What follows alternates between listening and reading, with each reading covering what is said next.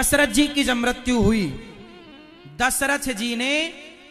दशरथ जी हजारों साल तक राज्य किए, लेकिन दशरथ जी जब मरे तो दशरथ जी की मृत्यु से नहीं मरे, दशरथ जी ने राम के विरह में प्राण त्यागे।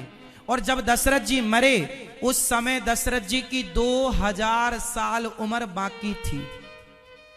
दशरथ जी की कितनी उम्र अभी शेष थी?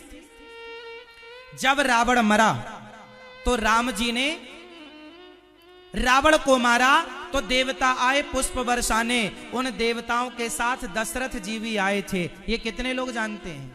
वाल्मीकि तुलसी कृत रामायण में यह बात स्पष्ट लंका कांड में लिखी है कि जब राम जी ने रावण को मारा तो दशरथ जी भी स्वर्ग से आए, क्योंकि दशरथ जी जब मरे तो उनकी मुक्ति नहीं हुई, क्योंकि वो अभी दशरथ जी स्वर्ग में गए, क्योंकि उन्हें अभी आना था। इसलिए जब आना था तो मुक्ति हो जाती तो आना जाना मिट जाता, इसलिए वो अभी स्वर्ग में थे।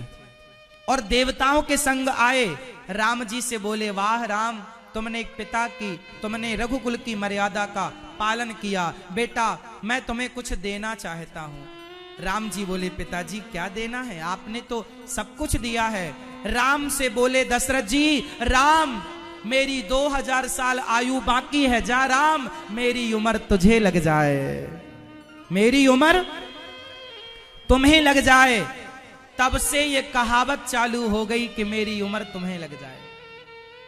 कोई आपसे पूछ ले कि सबसे पहले किसने किसको अपनी उम्र दी थी, तो दशरथ जी ने प्रभु राम को दी। कितने साल दी?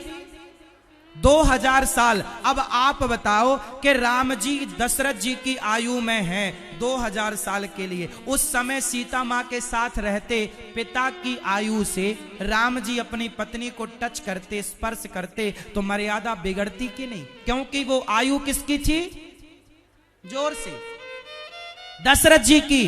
और पिता की आयु से, पिता की एज, पिता की उम्र, पिता की शक्ति से पत्नी के संग रहते तो मर्यादा बिगड़ती, और राम मर्यादा पुरुषोत्तम है इसलिए मर्यादा ना बिगड़े, सीता मैया को परम धाम भेज दिया।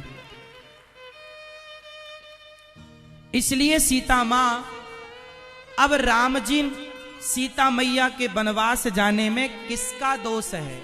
किसी का नहीं, समय दोषी है और ये लीला है।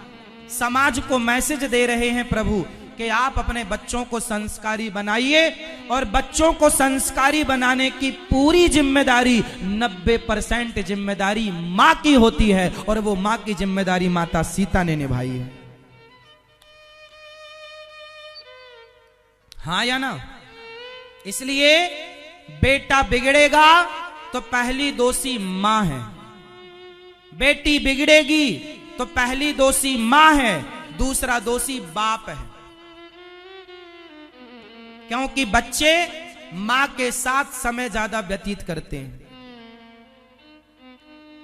तुम्हारी गलतियां तुम्हारे बच्चों पर भारी पड़ेंगी।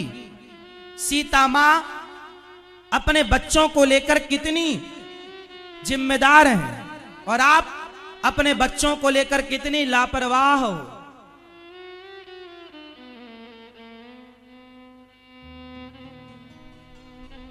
बच्चों को लेकर संतों के पास जाओ, बैठो, कुछ सीखेंगे। हम आपके नगर में आए हैं, आपके बच्चों को सुना रहे हैं, समझा रहे हैं। सुनेंगे तो बच्चों का फायदा होगा, नुकसान नहीं होगा। हमारे आने से समाज को फायदा होता है, नुकसान नहीं होता। हमें सुनोगे तो फायदा होगा, नुकसान ना होगा। बच्चों को बोला करो, कथाएं सुना करें। संस्कार कथाओं से मिलेंगे। अब तुम कितना दे पाओ तुम जानो, पर संस्कार कथाओं से मिलेंगे। इसलिए बच्चों को लेकर वृंदावन आओ। 7 दिन की कथा वृंदावन में अभी भागवत जी की पोथी पाठ बैठेंगी 27 जनवरी से। आप भी अपने पितरों के लिए इसी बहाने बच्चे 7 दिन भागवत सुने। केवल पैसा देना जिम्मेदारी नहीं है माँ बाप की, संस्कार देना भी जिम्मेदारी माँ बाप की है। तुमने पैसा दिया, संस्कार नहीं दिया तो नुकसान आपका।